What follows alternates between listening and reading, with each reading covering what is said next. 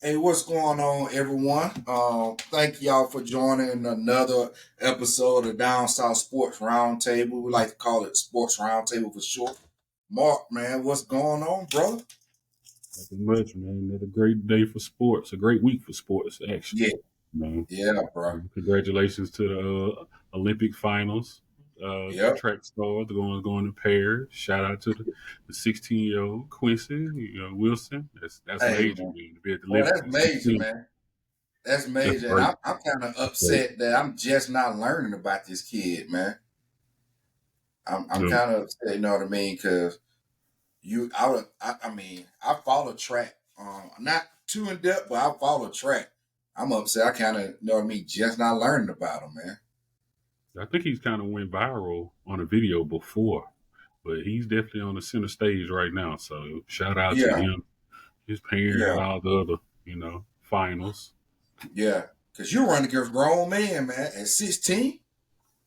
Yeah, yeah, that's true. There was Yeah, another girl out there. She was racing. It was like the 5,000, the long race, yeah, but the long race. she Yeah, was yeah. 17, I believe, 18, something like that. I can see that, man. I can see that from the long races, not more the, you know what I mean, your sprint, especially the 400 meters. Now, Yeah, and that's amazing. you the track guy too. So that 400, that 400 is a beast of a race because it's yeah, like the perfect mix between distance and speed. yeah, bro, yeah. So And to be able to you got to run know that, when you need to accelerate and start hitting that throttle a lot more. It's you know what I yeah, mean. But that long distance, I can see that. I can see that, man. I can see that. Um, it's you usually see that from more foreigners than U.S. based people that can handle that. Um, and I'm talking about, man. They like I've been to a lot of different countries, man. I seen I was in I'm not gonna say what country it was while I was in the military, but I was in this area. I was in the country where these muggers running to work in a full suit. It's 100 degrees outside, and I'm talking about keeping those cars, man, full stride,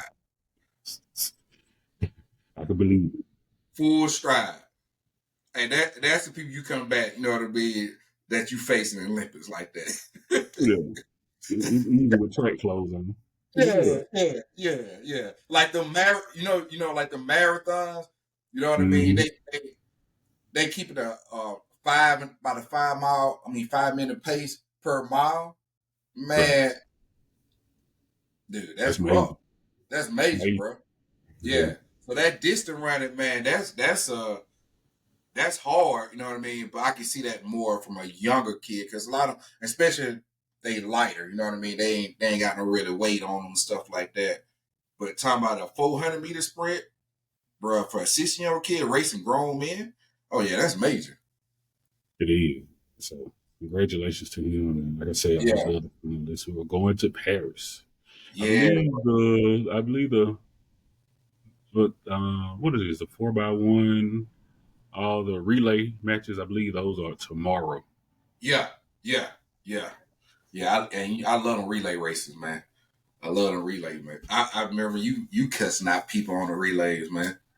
Ain't handing the Hey, stick out right. hey, you got to get it right, man. This is what we practice for. You want a medal? You want to win or go home? I say, just do your job, like Bill Belichick. Well, Yeah, it's gonna be hey, nice tomorrow. we can add some fun into it, man. What? Tell the people what happened our senior year, the last day of for the seniors. So senior day in high school is qualifying day to go to state finals, and us, we're being seniors and celebrating the last day, and we go to a house party, and we're supposed to be at the track meet, getting ready for state qualifying.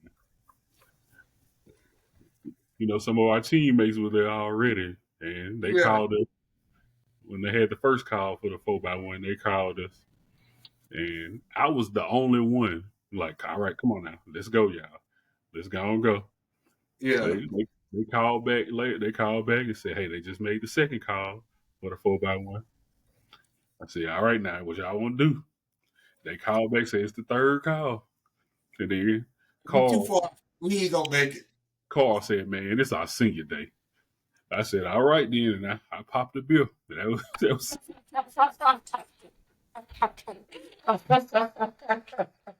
it, man. We That didn't was even it. That go. was a wrap. Hey, We that was didn't a even wrap. go.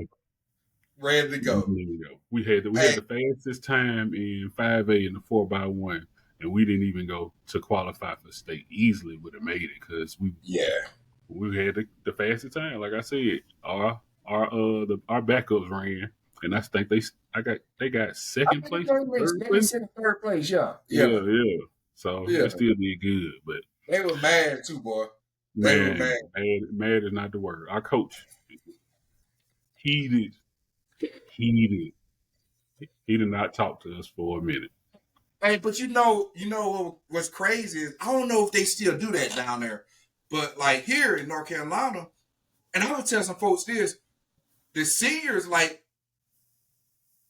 for the last day of school, seniors done like 2 or 3 weeks before that.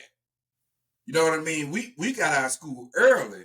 Like we didn't have to go to like the last 2 weeks of school or whatever. It ain't like that now. I mean, I don't know if it's like that still in Alabama, but in North Carolina, man, the seniors here all the way to the end, just like the rest of the students is. Yeah. I mean, we didn't really have to go to school. We Yeah. were just lingering around campus.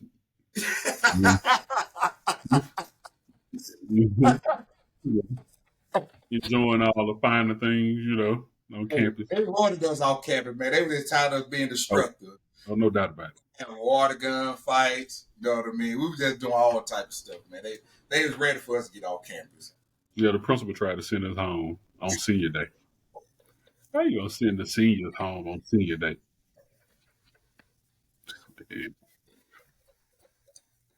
But that's my boy father-in-law, so I ain't gonna talk too bad about him now. Yeah, yeah, yeah. But nah, man, but that track, man, that track was major, man. I mean, just think about when you was his age and you trying to go racing in something like what he's doing right now. That how tough that would be. Man, That's it takes training, conditioning. You have to be at the top of your game to be yeah, able to compete with elite speed and runners for the yeah. Olympics. You And he know, the right size too for that though. You know what I he mean? We had football size. All of us had football size. You know what I mean? He got which you guys had speed, but you had football size because we was always in the weight room too. Like right. he's in the weight room, but he ain't got that. You know what I mean? Linebacker size. You know what I mean? That Right. he got to carry that extra muscle. That you know what I mean? And he's still growing. Man, exactly. He's still growing. So at 16, he's going to be around a long time in the Olympics. Yeah, yeah, yeah, yeah, That's good yeah. for them. Yeah, that's good, man. What about our lady? You know what I mean? How her qualifying go? What you think about her? Shakari Yeah, is balling. yeah, She is balling. I just want her to get her start right.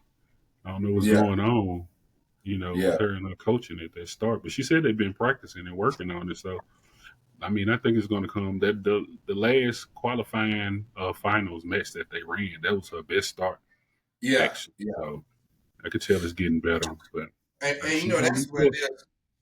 What she said? It's going to be tough. You have to be, like I said, you have to be at your elite level when you come Yeah, and start racing Jamaicans. The girl from that Jamaica. exactly. Them, hey, because when we grew up, you know what I mean. We got rides a lot of places, or we rode the bikes. You know what I mean. Whatever, whatever. And what I just told you, in a lot of them countries, they come out the womb running, and they don't even have shoes. Or people going to work in a full suit and dress shoes, running a doggone 6 minute, 7 minute mile pace to work. Yeah, they preconditioned already.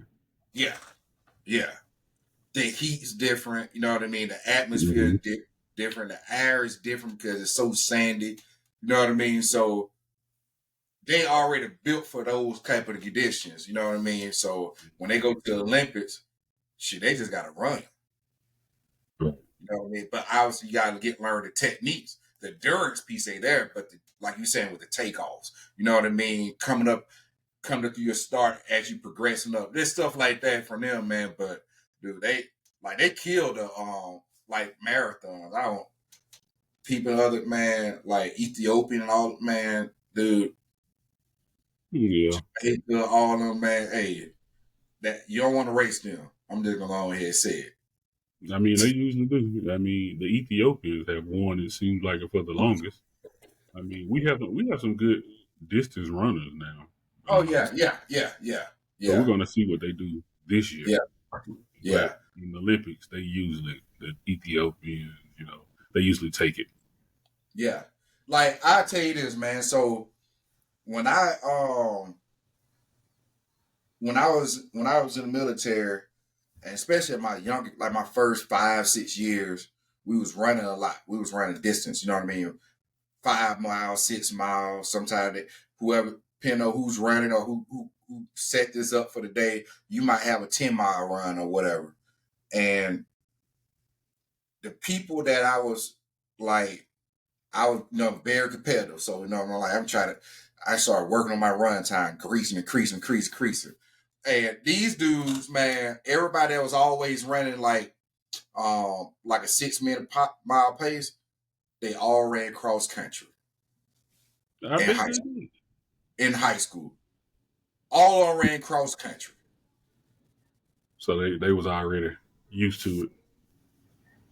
Yep. They can lift a barbell to save their life. Right. They can run. You know what I mean? Right. So shoot, it was a couple people like, hey man, I want to get my run time dropped down. You know what I mean? So I started running with them, and then I take them to the weight room. And you know what I mean? I started helping them get stronger. But everybody that I seen that was fast runners like that for distance, they all ran cross country. Every last one in high school, all 4 years. Yeah. And someone was doing cross country and on the swim team. And shout out to the swimmers too. We watched them qualify too to go to Paris. Yep. For the first time, they were definitely excited. So shout out to them too, man. Yep. So I mean that track, man, I learned a lot from the running styles and stuff like that. You know what I mean? And even to the point where your shoes you supposed to be ran on a distant run, all that type of stuff, man. So that I never really thought about it as a distant run because from us, who we had running distant run in high school, man? I don't even remember. I remember somebody doing it, but I just remember who it was. Maybe Jimmy Welch. Everybody was sprinters, man. I don't even remember. Yeah, I don't even remember. Sprinters, and we was doing Raymond, and we was doing shot put and discus. That was it. Yeah. So I don't even. My longest distance probably was the 800 that we could remember like that. Yeah. So yeah, man. But I'm excited for these. The Paris run, man. I'm excited to see what's going on, especially Quincy. I think it's Quincy, the 60-year-old kid. Yeah. Man, I'm excited to see him. Yeah, I'm excited to see that. And he ran such a good time. He came in like third. It was supposed to be like the first two qualifying, but his time was so good in the heat that he ran. That's how he qualified. Yeah, so, I got it right here, man. And he ran a 44.59. That's moving. And you can tell you can tell he young too. You can just look at him like they got a baby face, man. Yeah.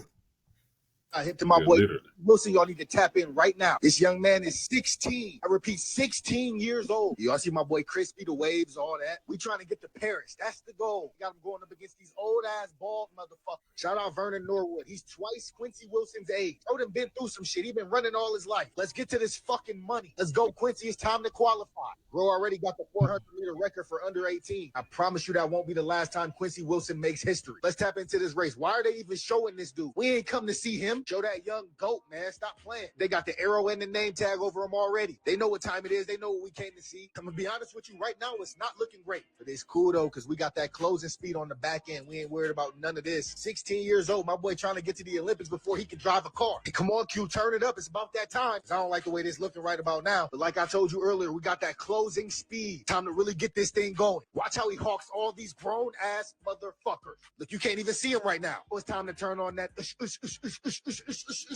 Watch how he goes from not qualifying to qualifying in a matter of seconds. Breaks the under 18 world record with a 44.59. Makes it to the finals, one step closer to Paris, baby. Hey, you gotta love the Olympics, baby. It's about that time. Hey. Major, man. Yeah. He got to work on around that curve. Yeah, and it seems like his start. I mean, it started a little bit right. Yeah. Right. Yeah. Around that back 200 for real. Yeah. So that first 200 and the back of the second 200, he works on that. He can be a monster because he can close. I mean, he can able to close, and the 400 is good. So. Yep. And if he could close, if he could work on that, then he'd be perfect for, you know what I mean, especially the 400 relay too. Yeah, that's what they said. He definitely might be on the team. So, and I'm pretty sure he will be. Yeah. So that 400, man, he just got to work especially around that curve, man. But man, I'm gonna switch gears, man. Something else you've been talking a lot about, man, was the College World Series. We both predicted it was going to be SEC versus SEC for the championship game. It was. Yeah. It was. I predicted Tennessee to win, so they pulled it off. They pulled it off, bro. I was a little nervous that first game. Man. I'm not gonna lie. I mean, they were swinging it. came out. We're not playing no games. Yeah, they did, man. They were swinging anything, everything, not swinging at the right thing. But I mean, they had a game plan. Texas A&M had a game plan that first game.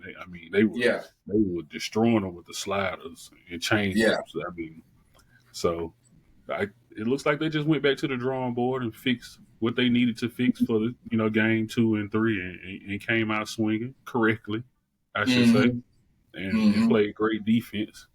And it pulled it off, man. It was definitely a game to watch, a series to watch. They won the regular season, the SEC tournament, and the World Series. You know that don't happen too often. So they said the number 1 seed hasn't won since 1999 in Miami. So so they definitely accomplished a lot this go around. Congrats to them. Shout out to them and they coach. Yeah. It was a great World Series. I'm glad it went to 3 games.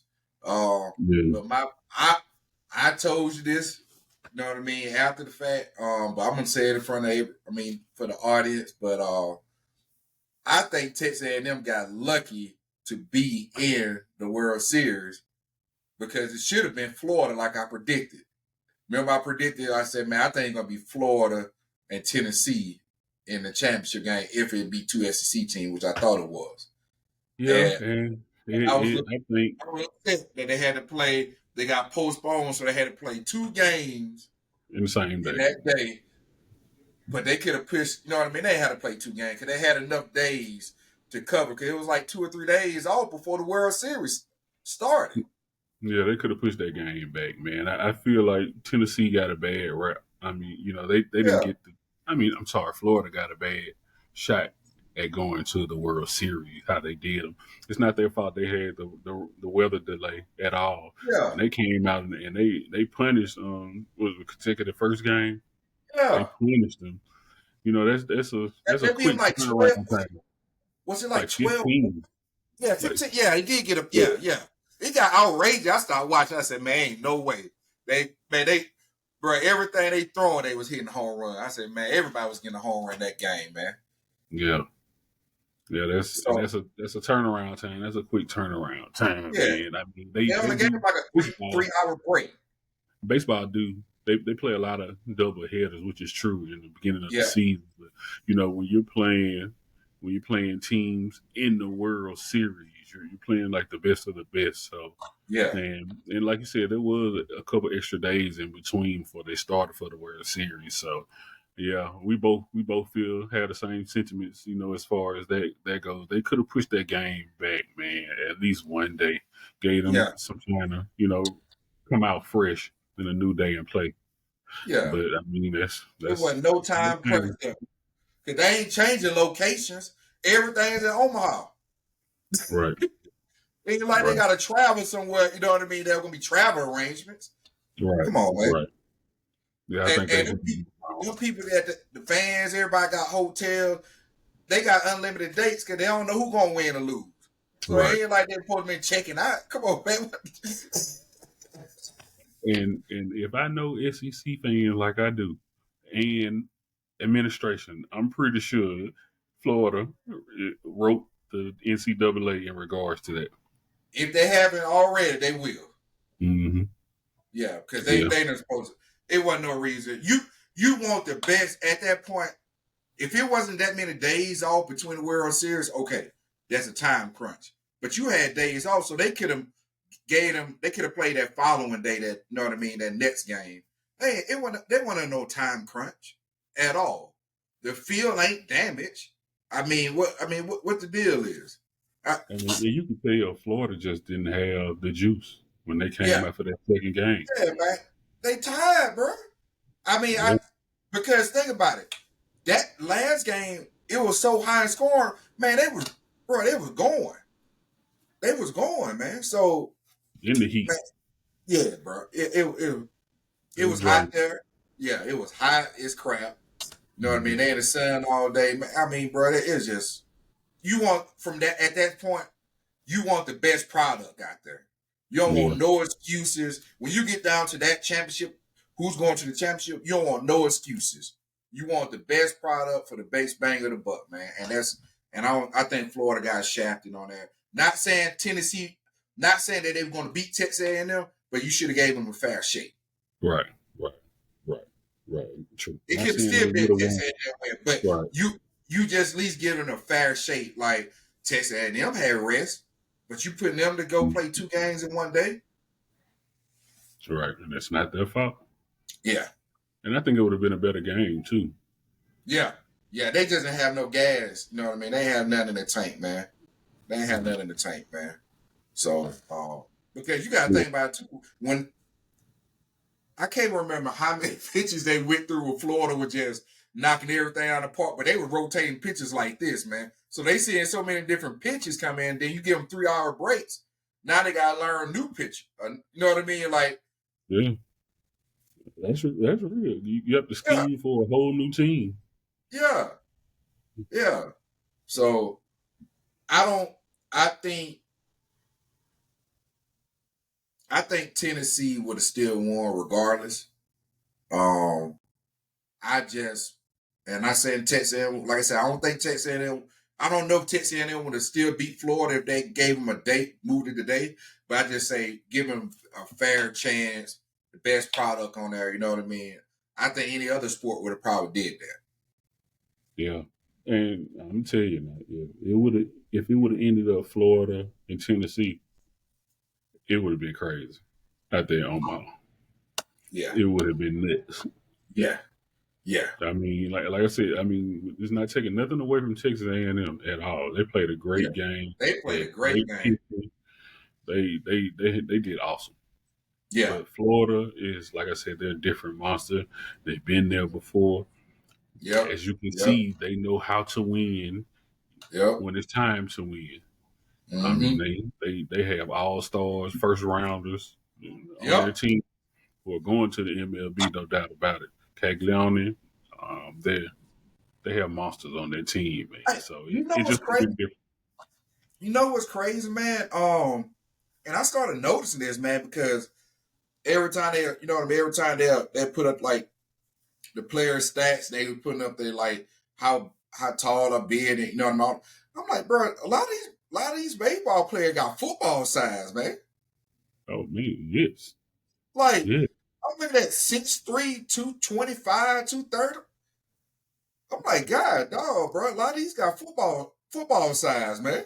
yeah. The coach Barcello for Tennessee, he Yeah. said that Texas A&M, that third, I think it was the third baseman. He was a freshman. He said he built like an F-150, and he's a freshman though. But he every bit of 6'3", 6'4" out there, Yeah. big guy. So, I mean, bro, I was looking at, I said, man, it ain't always been like that now. Hmm. I said, it ain't all, you have your couple of, but not, nah. Because, you Yeah, know, a lot of baseball players, be honest with you, a lot of baseball players are short, too. Like, you know what I mean? Look at, like, Kyler Murray.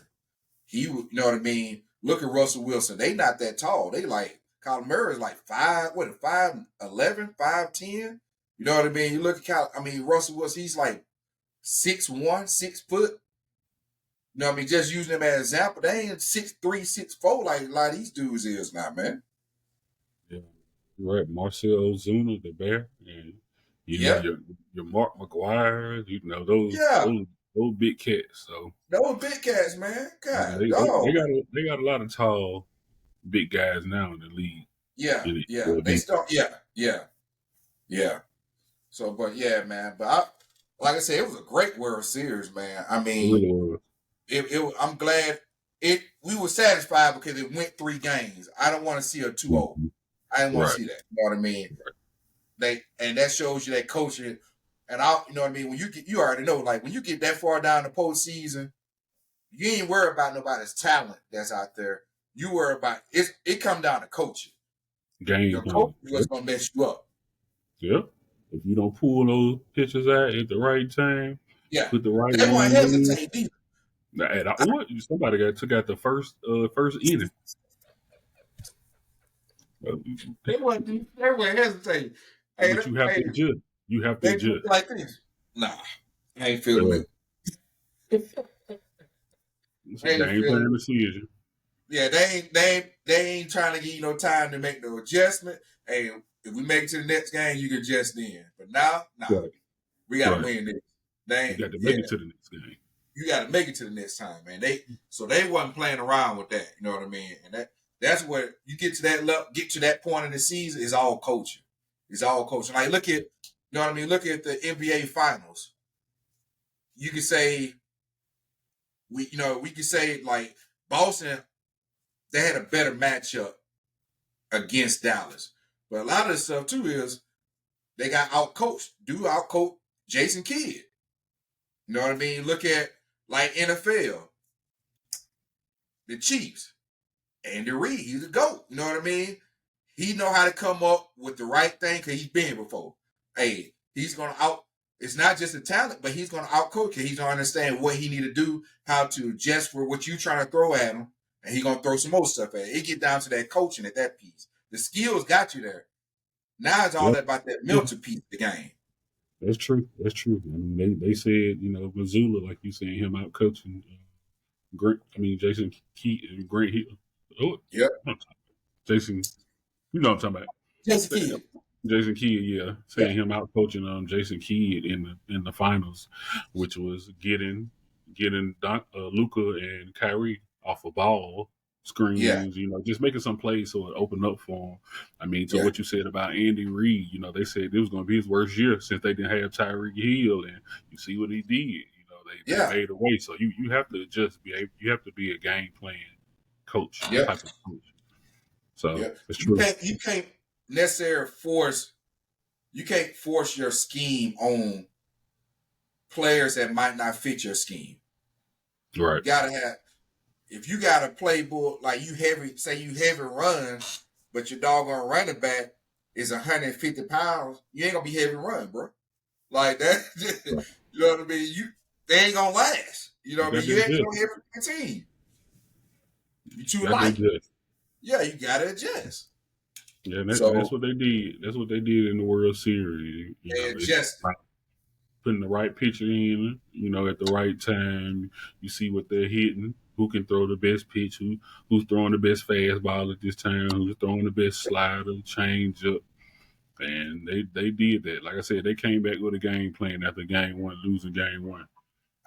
I'm gonna say this, Mark. This gonna sound crazy, but I'm gonna tell you who I was most impressed about was the doggone umpires. It was all right. Yeah. They weren't like the MLB. I can tell you that. No, they ain't like your boy from the MLB. You know what I mean? And it was like they was like them breaking balls. You know what I mean? Them sliders. They was right on the edge. They knew, hey, it looked close, but nah, that's a ball. Like they There was a lot of them on the edge. There was a lot of them. So yeah, to be able to eyeball that and make those good calls. They did good. I would say that they did good. Yeah, they you ain't see too many say. I ain't heard nobody say it, but I didn't see any questionable calls from the umpire. Even to the challenges was good too. You know what I mean? So I'm glad to see that compared to what we've been seeing with MLB. It's been a lot of jacked up umpires in MLB. These college ones, they had it about right. And maybe because there is a lot of pressure on them, hey, because a baseball fan get crazy. Yeah. And they all there. Yeah. Yeah, like I say, Tennessee just pulled it out, man. They've been the top team as far as winning percentage goes since like 2020. They last year was supposed to have been their best team, but they had a great team this year. They just pulled it out, man. So congrats to them. And Dylan Dryland, the cat who won like the MVP, he hit a home run in all 3 games. Yeah, I seen that, man. Oh man, that's balling out. I seen that. And you notice a lot between Florida, Texas A&M, and Tennessee. It was a lot of kids. Well, I can say kids, young men. I'm calling them young men because them not doing disrespecting them like that. They young men. It was a lot of young men that was projected to go to MLB in this draft. Yeah, that's really in the College World Series. It's a lot. It's a lot of kids who are projected to go up now. Yeah. So that shows you had the right teams was making it because you got people they saying they good, they saying they MLB quality, and they got you all the way to this point. So they showing what they have. They are, and Christian Moore is one of them. So when he hit that first home run in the 3rd game for Tennessee, I knew they were going to win then. Yep. Florida got some ones, and that was the one that was hitting the home runs. Man, they was knocking out the park, man. God, bro. So it was a lot. It was a lot. I would say that was probably one of the best World Series I done watched in a while. To be honest with you, I was happy with 2 SEC teams in there. Oh yeah, always. That made it even better. Yeah, and then they both never won one until Tennessee just won. So that put a little more razzle dazzle on it. Yeah, at the same time.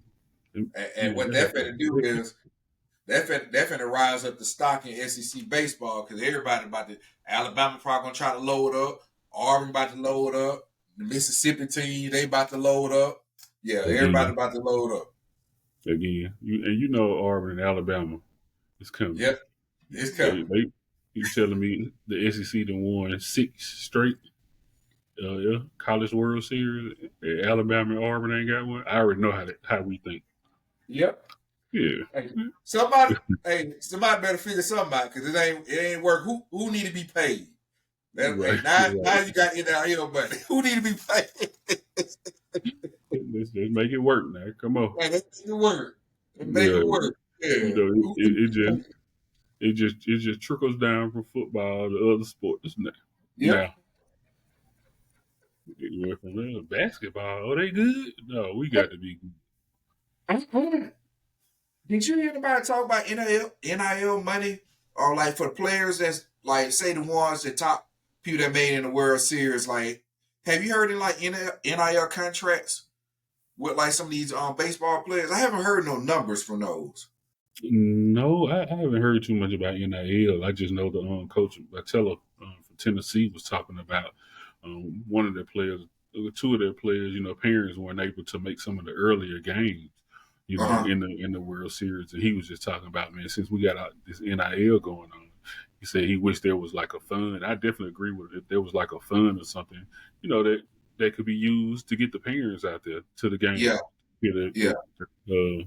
Their coaches. I mean, cheer their sons on. So, What no, they could get tickets, or it was just like the travel. travel, the cost. Go from the south to Omaha, Nebraska, stay for 2-3 days. I mean, and if they win, you got to stay Yeah, with you gonna keep 4 more staying days. there. Exactly. Yeah, you keep staying there. Exactly. So, and we know, a lot of parents can't do that. Take off 6-7 days and do stuff like that. Yeah. It depends on what sport. It depends on what sport and what coach.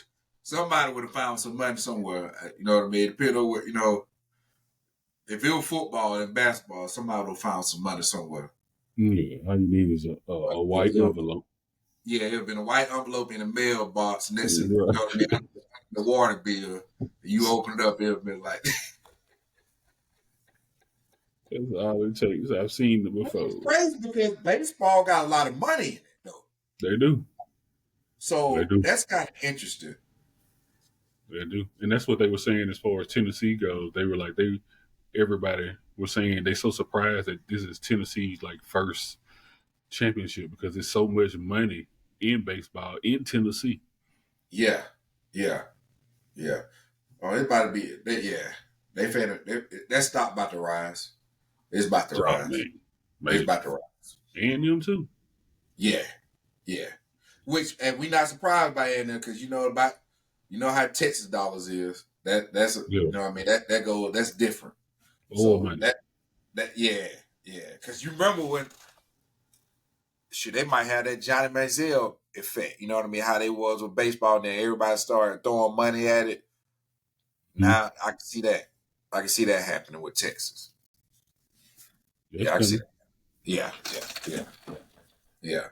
Man, then we got something else, man, that, another championship game, the finals, hockey finals. Bro, I mean, Florida I was Florida pulled it off. And they was up. They was up. Huh? Just imagine if you were still in Tampa. The Florida area. Yeah. Right about now. Yeah. For the Florida Panthers winning it. And you right. They were up 3-0. They almost blew it. And they almost blowed it. That's what I'm about to say. Because to go to man. That would have been ugly. That was ugly. That was ugly, man. To be up. If they would have blown that, man. Whew. That'd have been rough. That'd have been real rough, man. So and that was that was the game. The final was 2-1. Obviously, man, that bruh. Yeah, it was they had great defense. I'm not a fan of either one, but I was a fan of watching it, man. Right. And you had a game 7 there. You know what I mean? You had the College World Series, went to 3 games, best out of 3. And then the same thing, we had WNBA matchup going the same time as hockey, man. So, man, it was just a great time for sports, man. You know what I mean? Over this past week or so, man. But like I said, man, that thing, bro, it's getting bigger. You know what I mean? A lot more people. I'm starting to notice that a lot more people watching other sports now, not just gravitate to just football, NBA. Because this time of year, normally, like you were talking about 5 or 6 years ago, I've been bored right now, man. You know what I mean? Like, But now, man, you know what I mean? Everything is Mhm. starting to be that interest, and I think a lot of social media got a lot to do with it to highlight a lot of these great things, man, from these other sports. And that's a good thing. That's definitely a great thing. To Yeah. highlight other star athletes in other sports and Yep. other coming up sports. I mean, like the UFL. So I mean, Yep. it's Yep. definitely major to Yep. watch hockey, and because they are men. They're professionals. Yep. And they're playing at top speed on skates. Yeah. Yeah. You And it's physical too. Because you remember we had no that doubt about it. discussion. We had it. Remember I asked you about that discussion, like, man, Mhm. which sport is rougher, football or hockey? You know what I mean?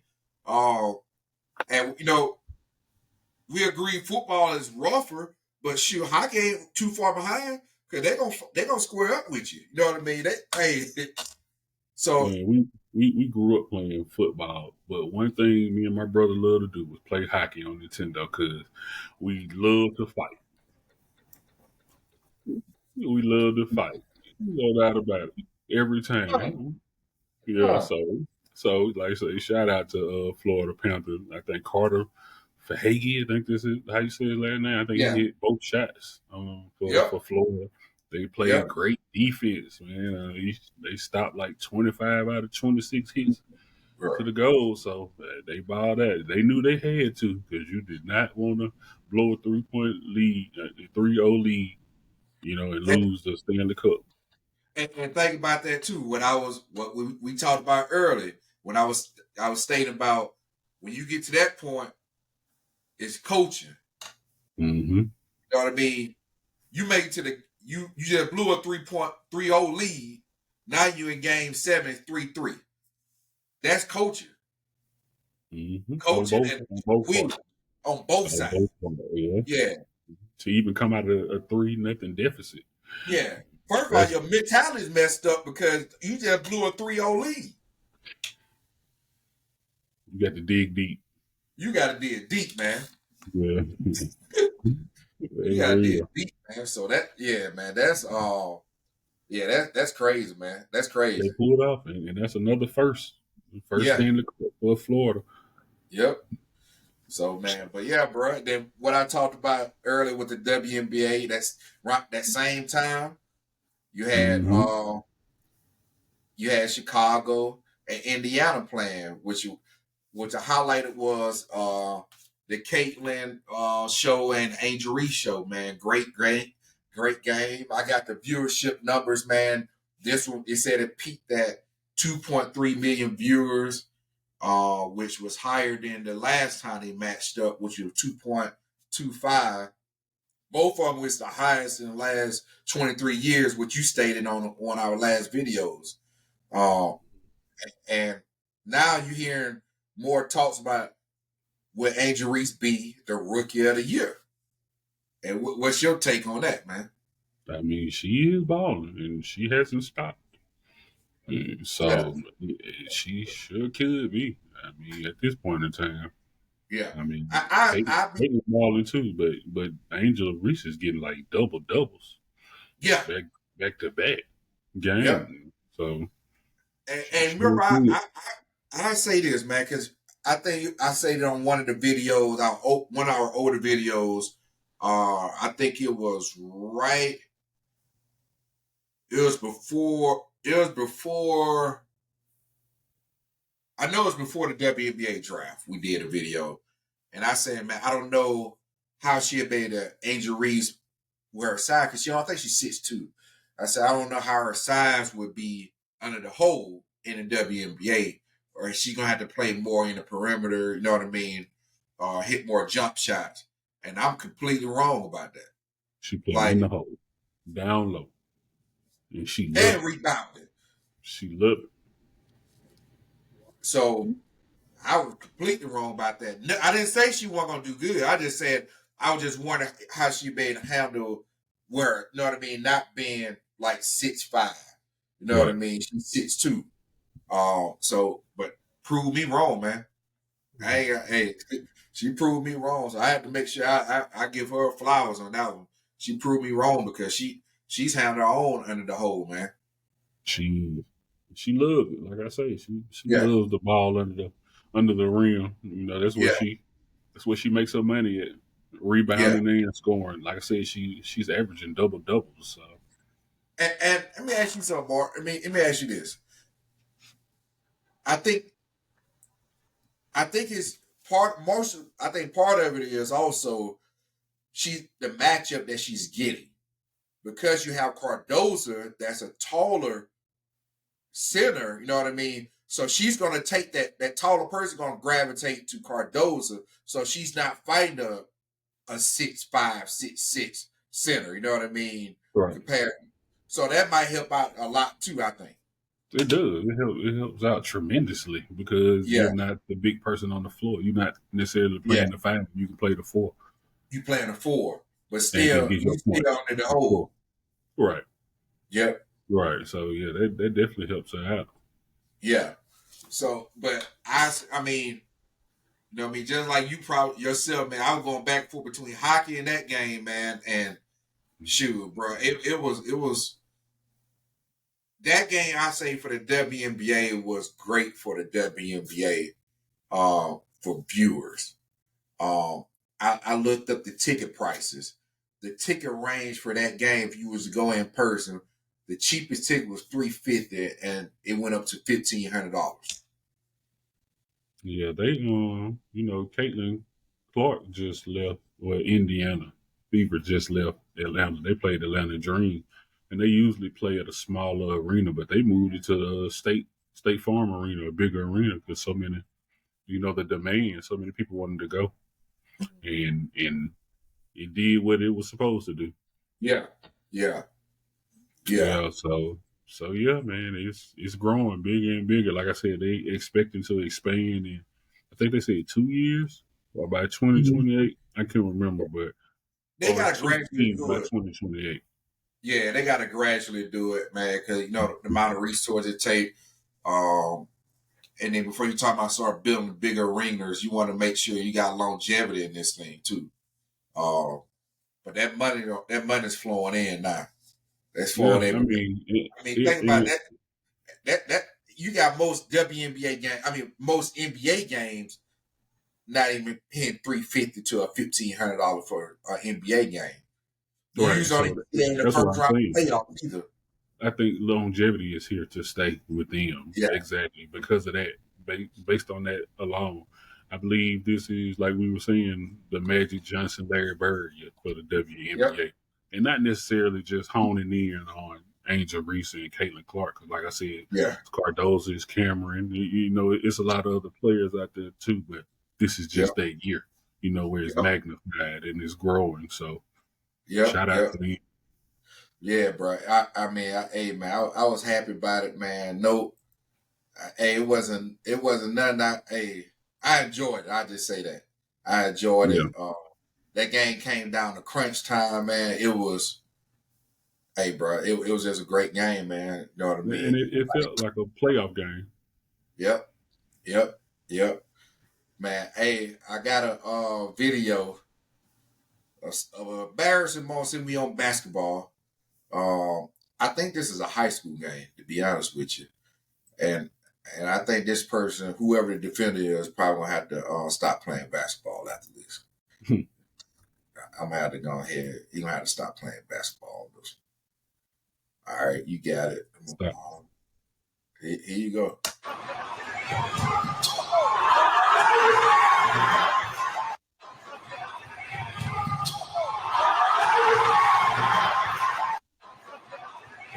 We'll play one more time. That's just disrespect.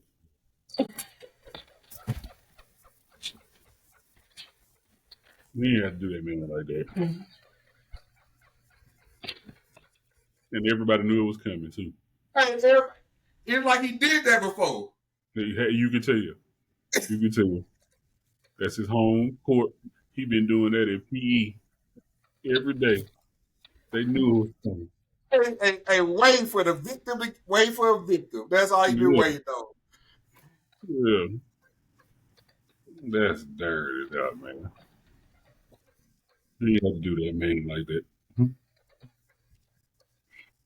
Yeah, man. Straight The- embarrassing, man.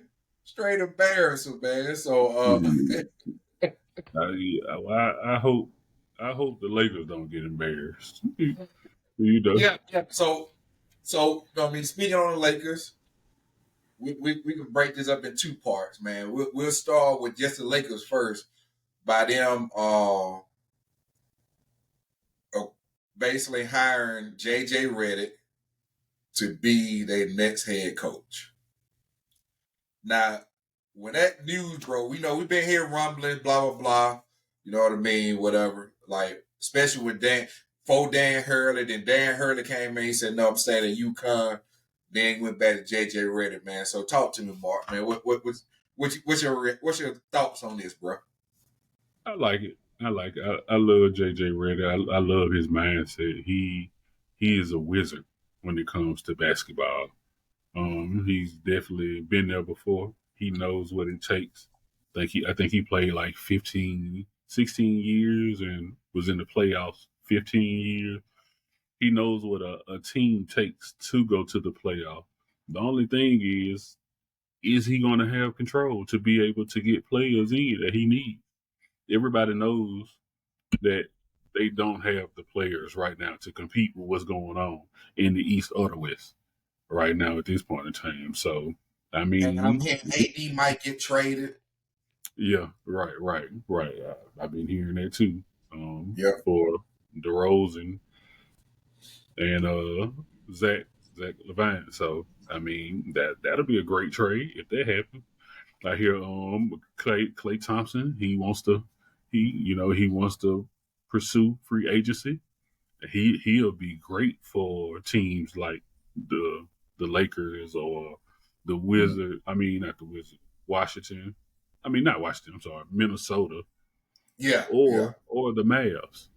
You know, Clay Thompson would be great on any one of those teams, and they sure need him. I can tell you that.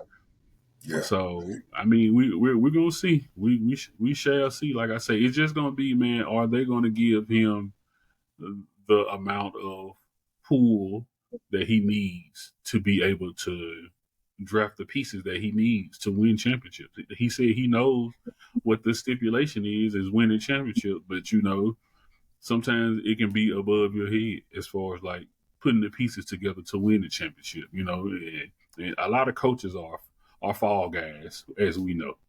Yeah. Well, So I just hope he's not one. he gonna be the fall guy. I'm going to say, I'm gonna call that right now. That's Hey, the you first. hear me? And I'm a second piece is I think that was a horrible hire. I think it's much better candidates out there to select from. With experience wise, coaching experience wise, is what you mean? Yep. I can tell you one name right now that's been floating around. Like, why has he not been talked to? Now I'm gonna say the name.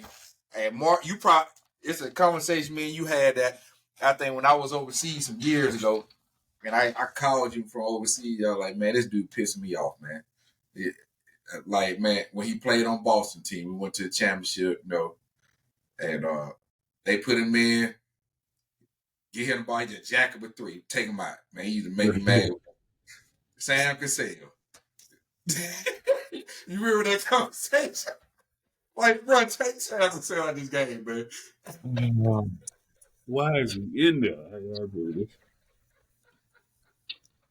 So, but on the flip side is Sam Cassell been coaching as an assistant coach for 15 years.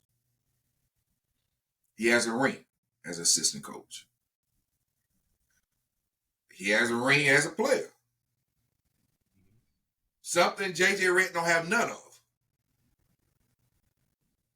I mean, that's a 100% better candidate to be the Lakers coach or have an interview with him. They didn't even talk to him. It's a lot of pieces we don't know because Sam Cassell, political pieces of it. Sam Cassell has never been on the coaching board. He's never been somebody's 2 or 3. Why? Not even their 1, they're 2 or 3. That's what I'm saying. That's stuff we don't know. That's stuff we might not know. But they did say if Monte Williams would have got fired earlier, he would have definitely been one of the top candidates. I don't think Monte Williams would have took that job. The Lakers. I mean, I know they're not who they were. He's still getting paid from two organizations that fired him. Now, Man. and I mean, Getting paid ain't the word. you already know when you go to the Lakers, you're going into a toxic situation. That's you already know you're going to a toxic situation. Being fired, I mean, you coach two teams in almost a little over 365 days. That's crazy. I mean, do you want to walk into the Lakers and then go through?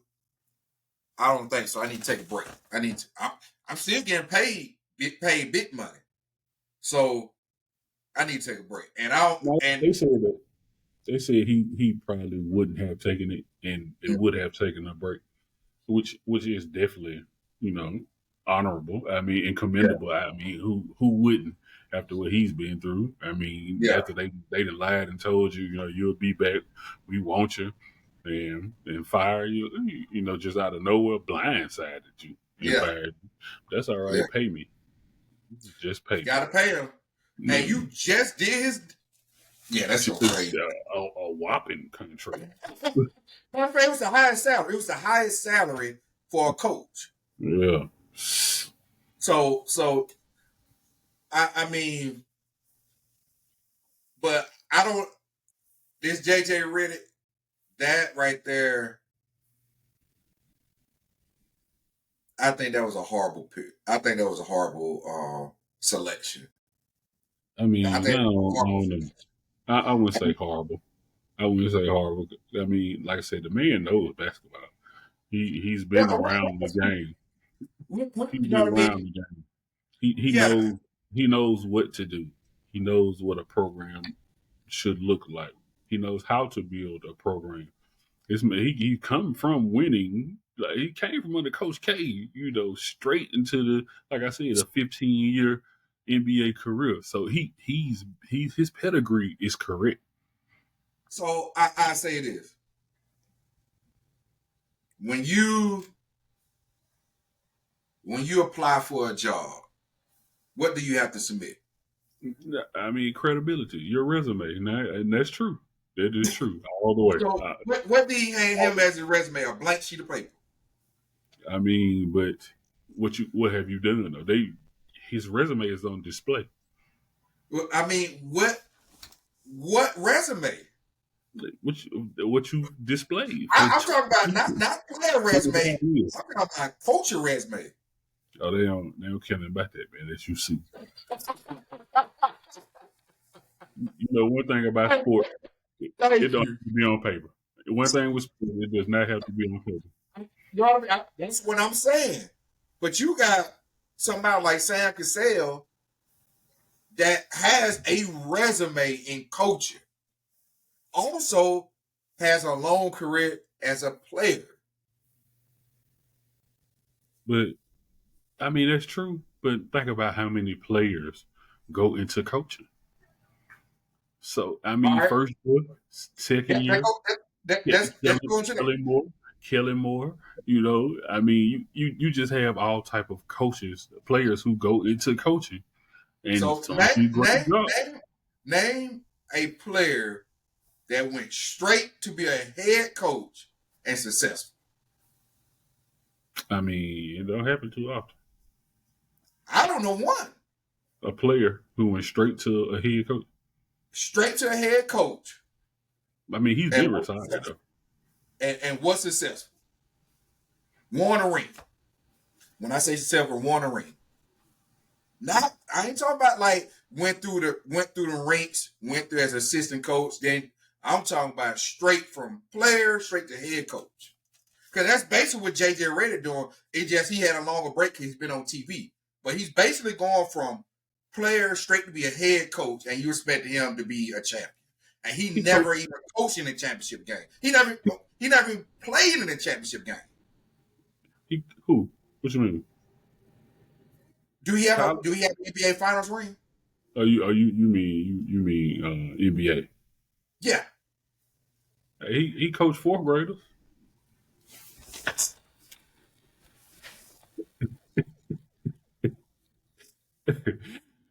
I'm just saying. You said he ain't got no coaching experience, so he coached fourth graders, man.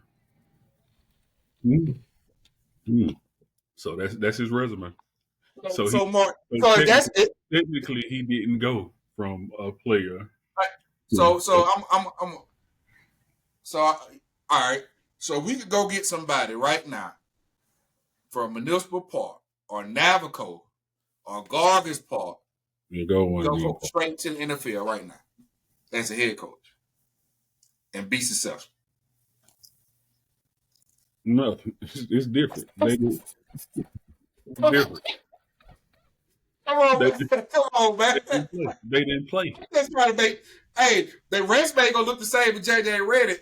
Or I coach some youngins, but hey, I need your professional coaching resume. All right, here's his blank sheet of paper. Let me pull out the printer. It got no ink on it. That's what you just handed him. But like I said, his resume has been on display. You display your resume in sports more than what is he displaying? Huh? What is he displaying? He played for the top program. So talking as an analyst is his resume? Back to back, where they went to Final Fours or what have you. I think he got a championship. He had 15 out of 16 years in the league. He went to the playoffs. Yes, he knows the game. I mean, he's been an analyst. That's all right. But how many people haven't been an analyst? Mark Jackson was an analyst and coached the Denver Nuggets. When Steve Kerr won his ring, what did he do? The first ring he won, what did he do? He thanked Mark Jackson because he said it was Mark Jackson's team. He was an analyst. So, I mean, it can't be. You can't compare JJ Redick to Steve Kerr. Two different. Can't do it. I'm not comparing them. I'm just comparing the situation. I don't know nobody had this situation. Mark Jackson.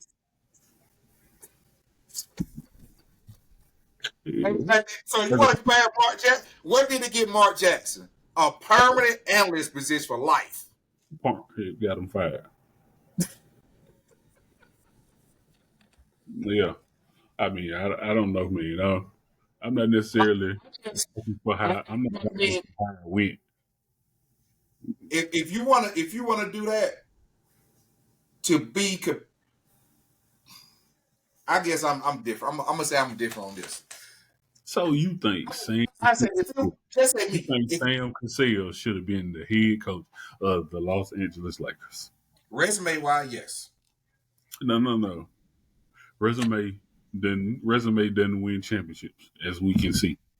But that get your foot in the door. I'm talking about a leader of men to be able to lead and to coach to be able to lead men and coach men to the championship with the right program, with the right type of playbook. Hey, I'm finna ask you a question right now. Sam Cassell, 15 years as an assistant coach, 4 NBA championships, 3 as a player, 1 as an assistant coach, NBA All-Star, All NBA player, JJ Redick, 0-0, started the podcast, head coach of the Lakers. He was a good player. We know that. You read his resume. You reading his playing resume. What was on display? Same thing I'm speaking of. Right now, Sam Cassell didn't do it all by himself. Now, come on now. He had a team. He had a team. Boy, you talking about somebody that's building a team, building men. 15 years as an assistant coach, and won a ring as an assistant coach. He's better fit to do that than JJ Redick right now. I'm not saying he's not a bad pick. Everybody's not for the Lakers, as you should know this. Ain't nobody's for the Lakers. The Lakers is not for the Lakers. Lakers is the Lakers. Right. And truth be told, it's people running away from their job. Am I not lying? Oh, you're right about that. You're All right right. about So that. Sam Because Cassell might be the thing. I say this, and I'm gonna use your point that I agree with your point. If Dan Hurley from UConn would got offered, say, the Boston Celtics job, he would have left. No doubt about it. No doubt about it. But that's a twofold reason why, though, too. But he would have. Yeah. He's from. Not saying just player, but you're in a better situation overall. You don't have that toxicity at the management level. Right. That's true. I totally agree with that. And I think they say it didn't, but I know the environment of the Lakers is one of the reasons why he turned it down. It might not have been the main one, but it's one of the reasons why he turned it down. I think, and they said he wants to coach in the NBA too. He just didn't believe that was the right fit, and that's why. I think it's two reasons, and these two reasons compound each other: the toxicity at the Lakers organization, on top of high taxes in California. Those two right there, you're like, nah, they ain't even add up. Don't even add up. Yeah, I mean, I can believe that. And then, people ran away from California too. Yeah. Just because of tax purposes. And it's high for everything. Yep. But yeah, I personally think that JJ Redick hire was a horrible hire. And me strongly consider, I think they had something to build off of Sam Cassell more than JJ Redick. Now, I mean, I agree with it. I mean, Sam Cassell's resume. I'm saying he would have took it, but we didn't hear nothing about him being even interviewed. Right, that's true. That's what I'm exactly for. How many jobs though that have come open? Yeah, that's what I was saying. Sam Cassell, he's not been nobody's 2 or 3, and I said that because he's definitely not been nobody's 1 on anybody's coaching list. So he hasn't been 2 or 3 either. So, like I said, maybe it's something that we don't know at this point in time why he hasn't been on the list. So, I mean, who knows? I don't know what list or who has this list for the Lakers and what list they scrubbing, but it's got to be the same people like it is in college football, bro. Because we see that kind of same thing in college football where somebody get fired and somebody else that man was fired for a reason. He won 2 games, but y'all gonna hire him 2 days later. That you know what I mean? Right. It's almost like, well, we gotta get some. We think he's a better fit, bro. We got a whole bunch of coordinators out there that's great. Right. Like, you know what I'm saying? Like, the one thing about the SEC is bad for that. Mm-hmm. Yeah, that's true. That's true. I mean, it's a lot of great coordinators who can definitely do their job. So, and I hate Alabama because I'm an Auburn fan. I hate Alabama, but the one thing I say this about Nick Saban. Nick Saban, he empowered his doggone assistants. He empowered his assistants, and I think low key might come out later on and say that I think he helped them progress their career to become head coaches at different places. It's not low key. They did a whole documentary on it. Oh, they did? I ain't see it. They did a whole documentary on it. What other SEC coaches doing that? I mean, nobody has that publicity or that name to even be able to do that. I mean, some could, but who's built a Sarkisian or a Lane Kiffin? You know what I'm saying? The head coach at Maryland. I'm thinking the only one probably where he's not when he was in the SEC, it'd been like Urban Meyer because you remember they had Mullen, they had Charlie Strong on his staff. Both of them became head coaches. I think that was the only really where you see coordinator. But it's a lot of great coordinators in college football that get overlooked by the older people, that the traditional household names that you scared to run away from. Man, and like I told everybody, I mean, of course, as Alabama fans, you hate to see Nick Saban go. Yeah. But as an Alabama fan, you know this, I did not like the offensive coordinator. Mm-hmm. And I didn't like the defensive coordinator. I love Kevin Steele for who he is, and he's been around the SEC for Yep. forever. But the same thing you just said is the reason why he became the defensive coordinator. He's older Exactly. and he's been around. You know what I'm Yep. saying? So, and he did not adjust when it came to playing people like Coach DeBoer. I mean, playing like these teams like Washington and Michigan, who adjust, and they call the right plays at the right time, and they catch you in their defense. If you sit in a blitz and they reading your defense, what are they gonna do? They're gonna dump right where you coming at. No, Like a where Peyton you Man, coming from? just like a Peyton Man or a Tom Brady. So if you Yep. don't adjust, if you're not disguising your blitzes, they're gonna do the same thing. And I know how coaches are. If we sitting here game planning to play you, and we watching this film going back and forth, like, look, he's gonna do this, they gonna do this, they not gonna adjust. Coaches look at that before they even tell you that he's Yep. not gonna adjust. Stay in what you in. Don't even worry about it. They're not gonna adjust. So that's why I'm glad. Like I said, the silver lining is we got the offensive coordinator out of there with Nick Saban retiring, and we got the defensive coordinator out of there. Yep. So, Yep. and one thing I love about DeBoer is he's a mastermind when it comes to play calling. He adjusts. He's kind of like a Sarkisian. He calls the great plays. He shifts. He gives a lot of formation. He gives you a lot of stuff to look at. Yep. And the defensive coordinator as well.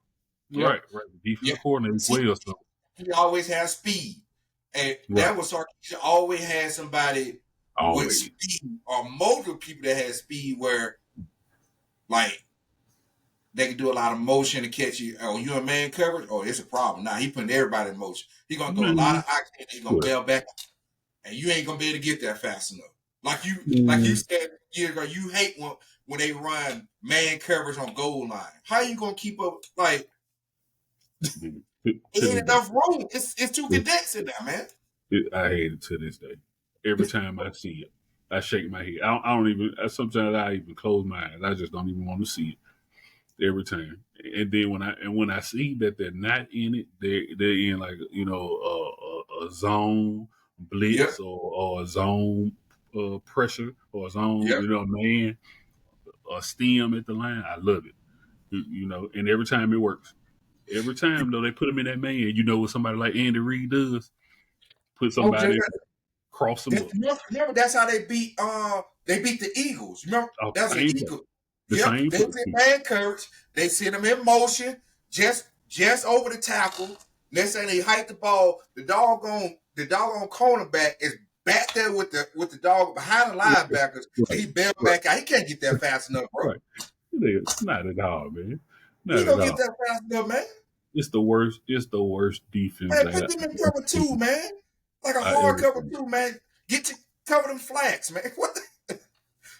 I just don't get it. I really don't get it at all. Oh. At all. But like I said, you have to be able to adjust, man. So if you don't adjust, that's what's going to happen to you every single time. Yep. So I mean that. Yeah, man. That, bro. We always, even if we talk about basketball, we'll revert to football. So, boy, I'm telling you, and we love it, man. But I just want to go on record, man. JJ Redick, 2 years, he out of there. But he's the great, like you said, and like I said, he's the great fall guy. Even if it is 2 years, but even if it works, he's going to be the one they're going to say, oh yeah, he did. He was able to do it. Because who better than somebody brand new? Who's smart, who's wise, brand new to do it. And like I said, I mean, I'm not taking anything away from Sam Cassell. Sam Cassell could lead an army of men, to win game and championships. I definitely believe that, wholeheartedly. But to be in the position at the Lakers right now has to be a certain caliber of a person. So, and now, you know what? With the NBA, you're starting to see that too. Slim pickings. of household names to fall back to. Like, that was the reason why the Bucks, they diverted Doc Rivers. Like, they diverted him, like, oh, man, what big name out there? Doc is on TV. Well, let's get Doc. You know what I mean? Like, they not. I don't think they taking a look at who these assistant coaches is enough, man. I mean, that's true, because how old is Missoula? I don't remember. I think about 35. The man just won the championship and he's 35. Yeah. So, I mean, it's that time. It's a new age, you know. Same thing with the NFL. NFL has started doing now. Like, right. Now, they got better. It took forever for them to start adjusting that. Mm-hmm. That's true. They've gotten better. The trees, they call them, you know what I mean? Like the Kyle Hand, you know what I mean? The Shanahan trees, the Andy Reid trees. Now you're seeing people branching out. So now you start seeing a lot more younger coaches, McDaniels, Miko Ryan, you know what I mean? All like you start to see younger names and they doing good. They're doing great. Yeah. So now, you know what I mean? Like now you have to start doing that with the NBA. You know what I mean? Try them systems out, man. Them systems, man. Especially, like right now, I mean, who's the assistant for, I don't know the top of my head who it is, but look at this system for doggone the Spurs. He's under Pop. What knowledge you think he has? Pop he ain't knowledge horn. He ain't keep it all to himself, ain't telling you nothing. He teaching you. Yeah, Pop probably gonna hand it right over to him. I mean, they got that type of program that they'll hire the assistant behind Pop. Look at Mike Brown, who he was under, Steve Kerr. Mm-hmm. He went to the Kings. What he's doing with the Kings right now? Balling. They were first in the conference for a minute. And they're a young. You know what I mean? They're a very young team. They fast. Mm-hmm. They just got. They're gonna take a little bit of time because they're in the West also. But look at you got people that's been assistants. That's why I look at Sam Cassell. I mean, Mike Brown been around for a while, even though he was a head coach before. You know what I mean? But he was under Steve Kerr for a while, bro. He was. He went through bumps and bruises. You know what I mean? So think about like what Mike Brown went through. You know what I mean? And then he sees somebody like JJ Redick come out straight from TV, never coached a day in NBA, get a head coaching job. Or somebody like Sam Cassell, you know what I mean? Or like people that have done it, like they fell under people for a while, assistant coaches, before they even got their shot. I mean, that's true. I just don't think people right now at this day and age, I don't think people are too mad about JJ Redick getting it. They both surprised, I think, man. I think people take it as a joke. I'm like, man, they ain't gonna hire JJ. I said they keep talking, but I don't think they're gonna do it. You know what I mean? What they doing it? I'm like, God, what? Yeah, they sure did. But like you said, you said you only think. Why you think it only worked 2 years? What's your reason? Well, and I'm asking you this because I'm gonna say this. This is the reason why. When they won a bubble ring, they won that bubble ring. Who was the coach then? Frank Vogel. And they got him out of there. Sure did. And don't put a bubble ring like it wasn't a real ring, man. It was a ring. It was a real ring, man. It was a real ring. You know what I mean? Yeah, good bubble ring sound like you just put 25 cents in the machine. Now that bull jive ring was. Well, I don't even think they got rings for that, but that mid-season in-season tournament championship game. That's the Lakers won. Yeah. They won the first ever. They fired Darham. And you think JJ Redick gonna last more than 2 years? You got somebody that won first in-season tournament. You got another coach that won your ring. Both of them got fired. I mean, Did you think So Darvingham did a great job? he ain't do bad, but he ain't do good either. Right. And you know what got him chops? He Oh, didn't adjust. He didn't yeah, adjust in the game. he ain't know how to adjust. That's even worse. Because I heard him, he said, I don't know what I'm going to do. You can't Now, say you got that. a coach that said, you don't know what you're going to do. Well, you can go phone a friend or somebody, Yeah. man. Like, I'm telling you. You can't say that, man. That ain't good. Man. Yeah, they got him out of there. they Quick, got him fast, out. and Yeah. So, when you look at analysts, and I use JJ Redick as an example, since he just came off from being an analyst, how different, I don't say how different, he's basically doing the same thing. He's analyzing the game the same way people from the couch is. And then now, when he get out there in a real game situation, and you're trying to coach to a point that you never coached to, or even never even got to your professional career at, that's you're already behind the power curve. Meaning, you never even been to the NBA final as a professional athlete. You don't even know what that environment is. Not even as an assistant, you know what I mean, or anything. So you're trying to get me to that point that you don't even know how to get to. I mean, but it's been coaches before who haven't necessarily made it to the pinnacle, and who still were great coaches. Yeah. Yeah, so I mean, But let's say this. You're talking about the Lakers though. The Lakers, they expect banners. right? No, that's true. Not those teams you talking about that expect just get to the playoffs. Right, but the Lakers are in such of a mixed up conundrum right now, right? Boy. And right now, the fans are the ones who expect banners more than the personnel, the upstairs, because the upstairs is what's stopping them from getting these banners.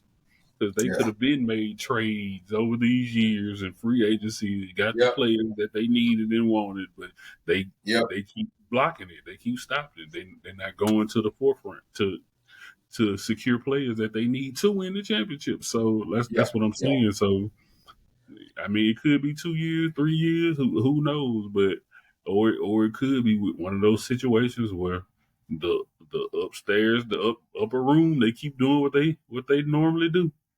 And then Block JJ, them they're from gonna being great. blame on JJ Redick, even though he ain't making no personnel decisions or Right, anything. right, 2 years, he's out of there. right. It could And he'll be, be back at ESPN. and if he does, he's gonna spill the beans. And the Lakers are going to be a 30 for 30. Yep. Yep. Yep. The only way. Yep. All right, man. Hey, we'll switch topics, man. Some it's funny, but it's embarrassing too at the same time. With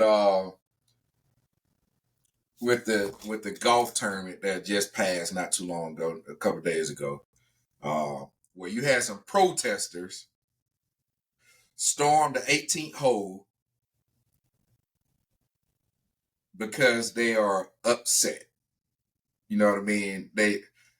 It was a group of them, and I got it right here. They're called Extinction Rebellion, a activist group with the history of disrupting events around the world, claim responsibility for the protest.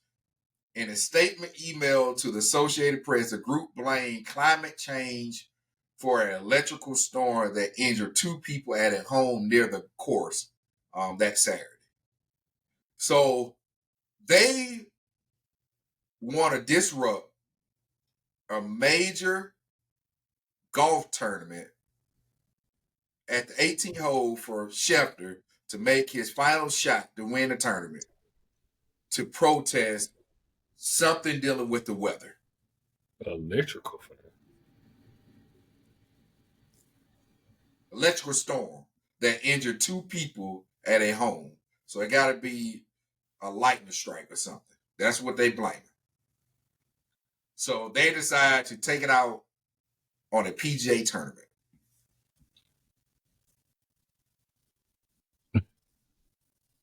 Yeah. It's sad, bro. I don't even understand. Like, I don't even know. I don't understand what do the golf tournament has to do with the weather. Well, they always try to erupt major events to bring recognition to their cause. Yeah. So any type of event they would interrupt just so to make people aware of what's going on. But electrical storm. Now I can see if you were protesting the heat wave and the record breaking temperatures that are going on right now, and contribute that to global warming or something. But electrical storm.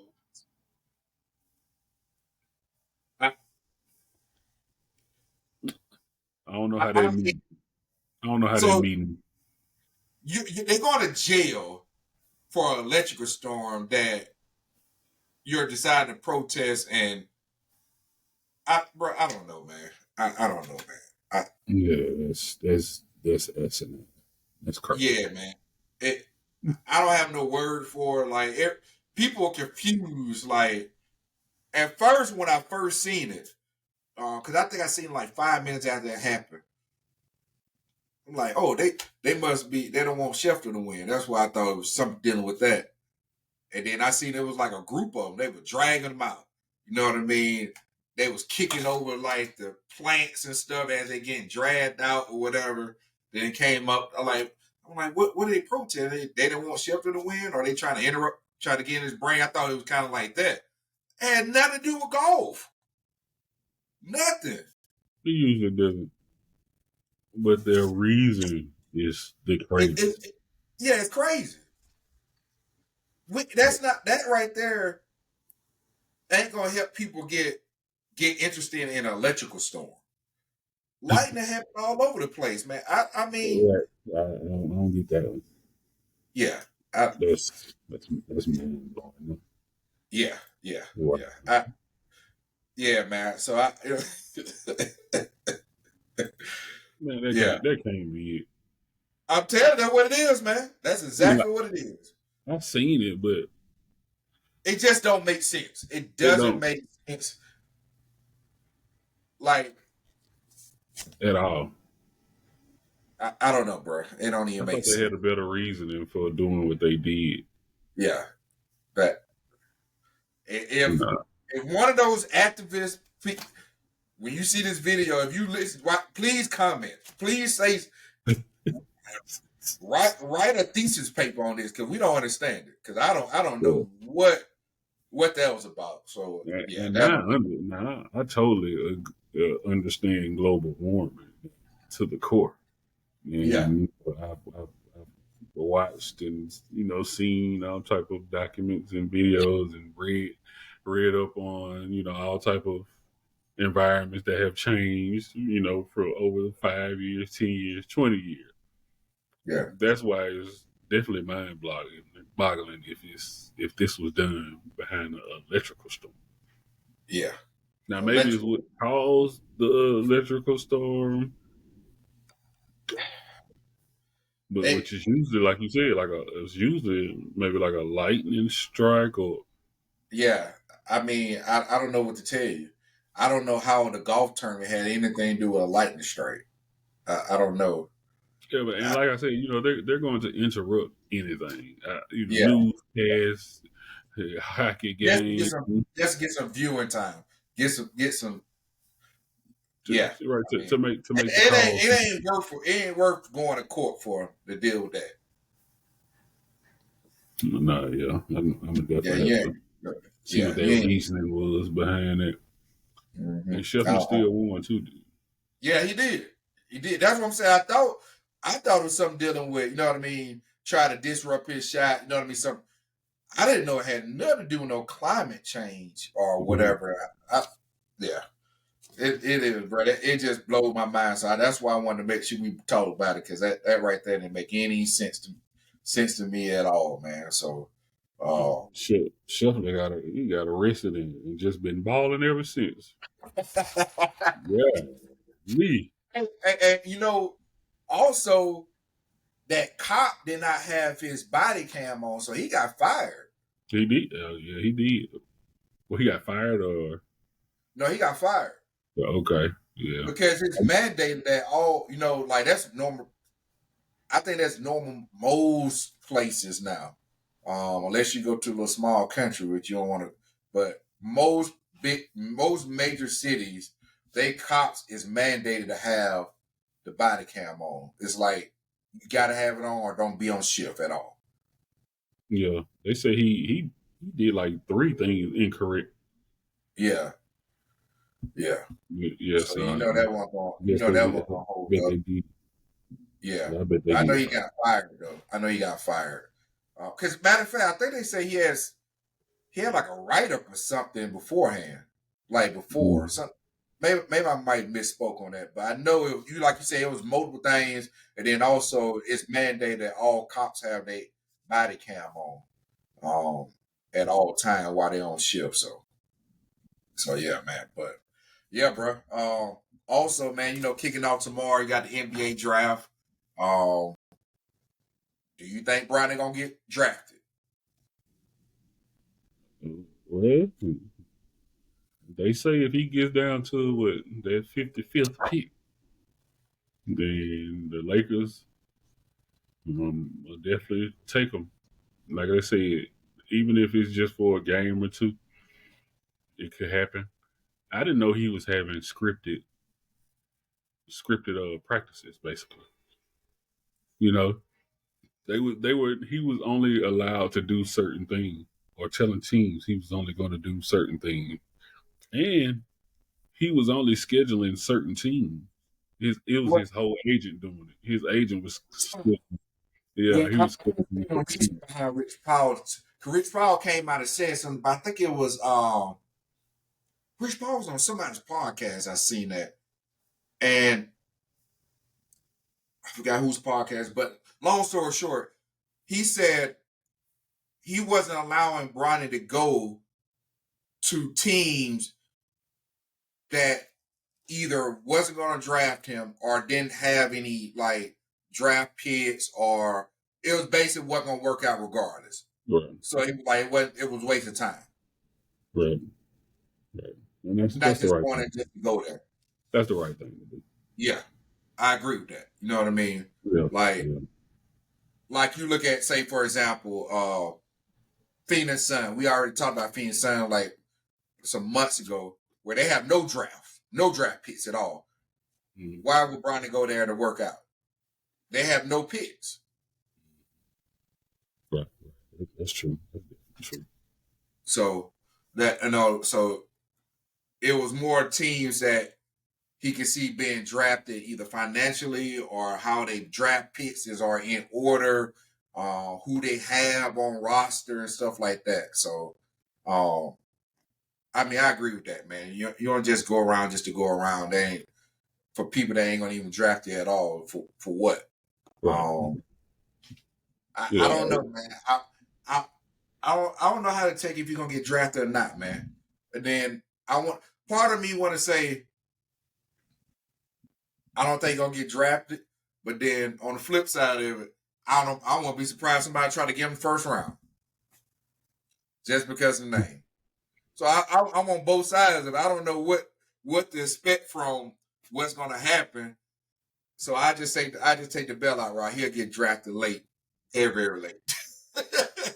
Yeah, very late. Yeah, well, I wouldn't be surprised if I say I'm gonna take him in the first round. You know what I mean? But I know I ain't going number one. They got two people from France that's supposed to go number one and number two. So, I'm not surprised by that either, because of what we've been talking about, like who's a true number one pick from college basketball right now in the U.S.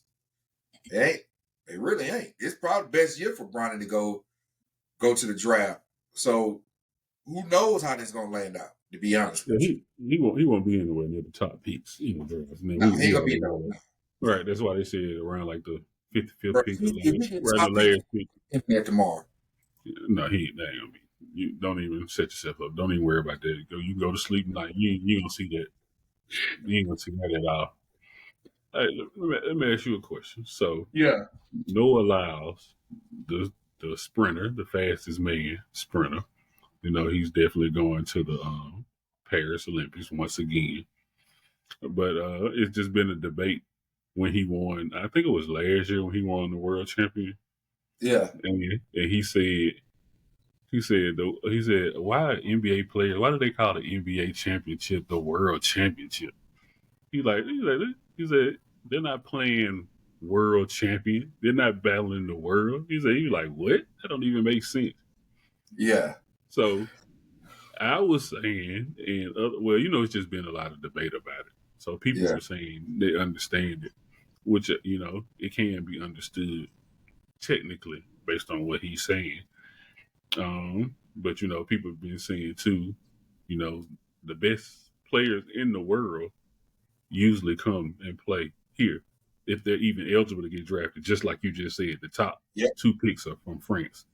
Yep. So most people in the world, if you are a great basketball player, they migrate here. World, yeah, you're going to migrate here. It's totally different now. Basketball is totally different from soccer.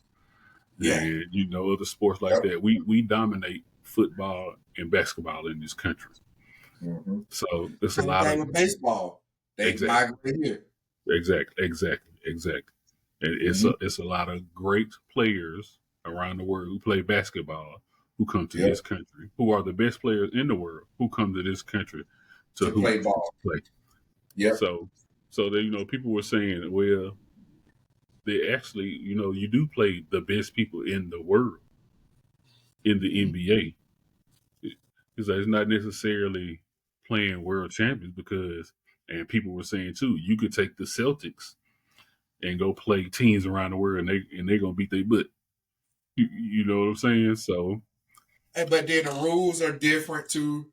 A lot of these different countries. That's a big part of the Olympics too, because they got some minor rules that's not like they're not like the NBA rule. So I get it, but you're right. Like a lot of them work their way to the U.S. to play in the NBA. And then for like Olympic times, you know what I mean, they world teams, they go back to their country and play part of those teams. And be trash.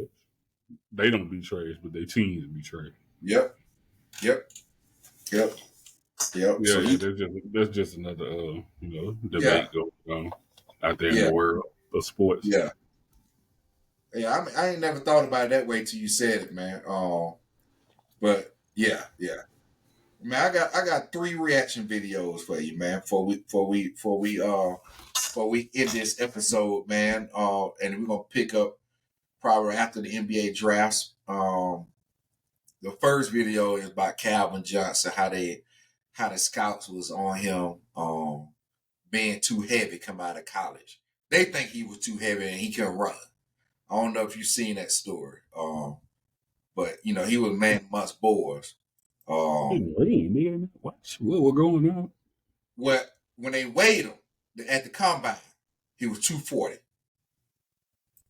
They said, he's running a 4.5 right now? They made 6'6", 240. I'm pretty sure that evens out. So I'm going to play it. I was right at 240. I mean, like 5% body fat. I couldn't lose weight, just jacked from height, from just the muscle. I mean, I went to college at like 185, 200, left there at 240. So we're in there, they're doing the weight and all that. And so we get to the interview after they do the weight, and everybody's talking about my weight. That's all they want to talk about. They weren't talking about nothing else. I had a great college career and all this. Y'all just want to talk about me being 240. So then after that, I was like, well, you can't run. You can't run to being that heavy. Like, can you run a 4.5? So I called him my agent. I was like, hey, man, I need some cleats, dog. Let me go ahead and run. He's like, you sure you want to run? I'm like, send my stuff, man. I'm about to go run for these fools. And ran. And the funny thing is the story, everybody saw the dude give me back my cleats. Funny thing is, dude just came ill prepared for his, biggest job interview at the time. He didn't bring his cleats, so I let him borrow my cleats. Just happened that the quarterback wore 15. They saw him giving me back my cleats. I'm like, come on, bring my shit. Come on, I got to get over here. Because they're like, everybody yelling at me. Come on, what you doing? I'm like, trying to get my And so they just saw that they saw him giving me my cleats back. So it's like, oh, he didn't even run in his own shoes. To get my way up.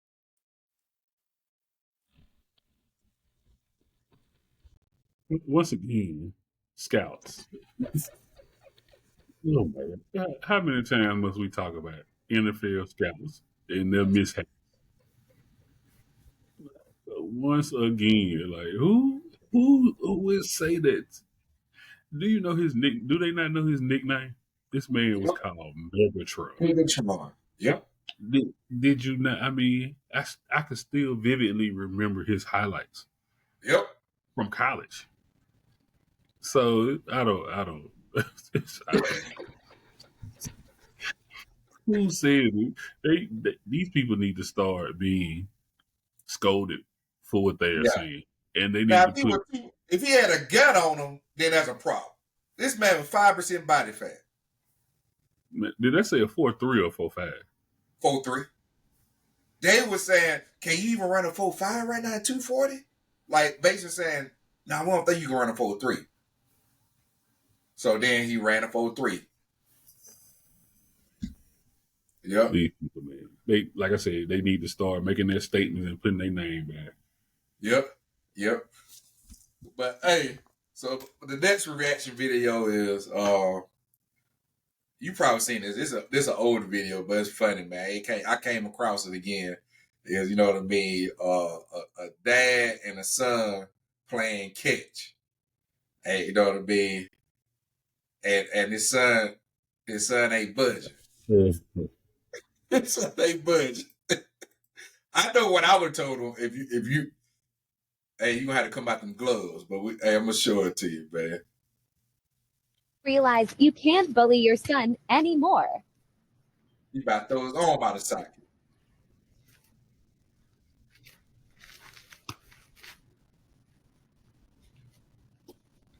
Yeah, boy, move.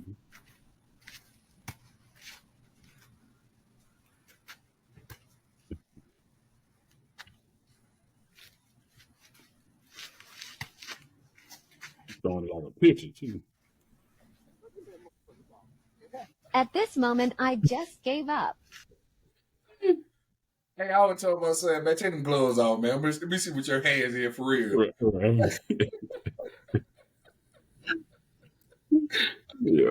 Yeah. I see. Gloves off, man. Nah, I want to really see if your hands like that.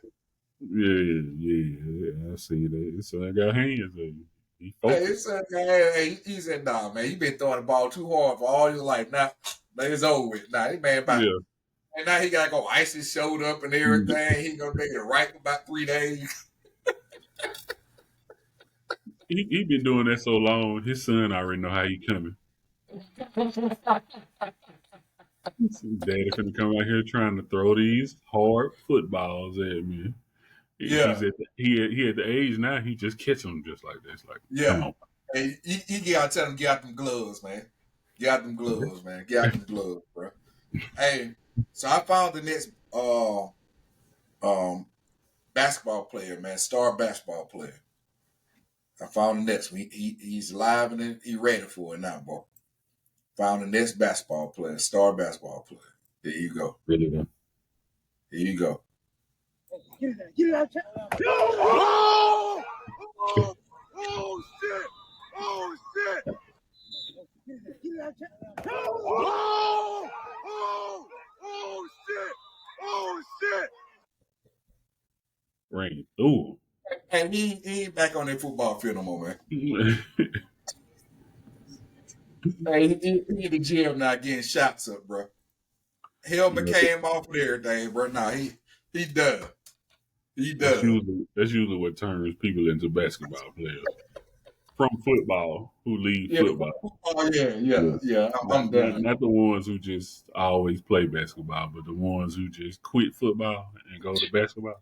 Or become a regular student. Yeah. Don't even play basketball. Just become a regular student.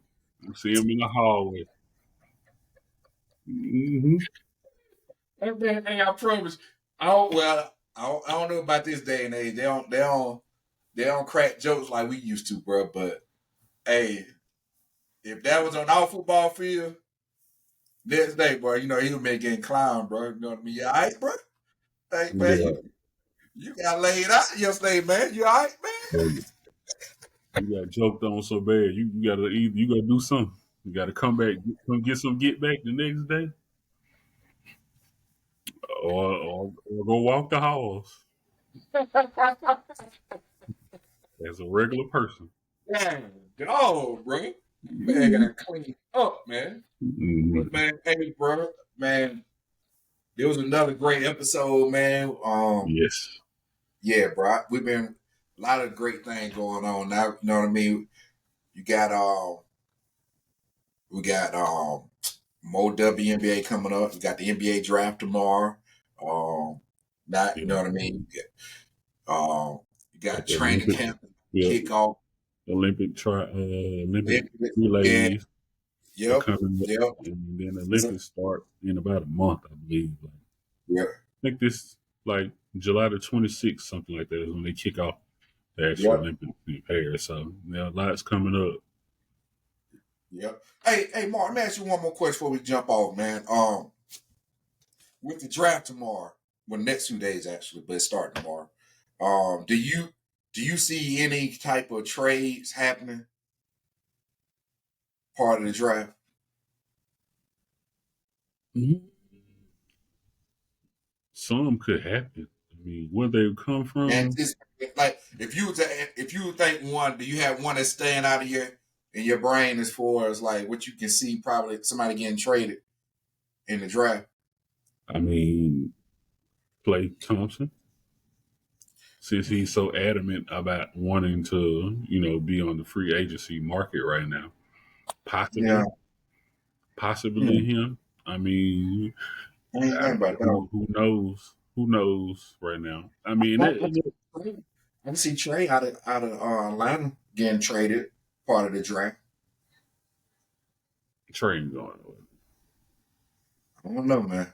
I don't know. He made his home. Like, homes can be sold. It sure can. For the low too. Yeah, I mean, I don't know.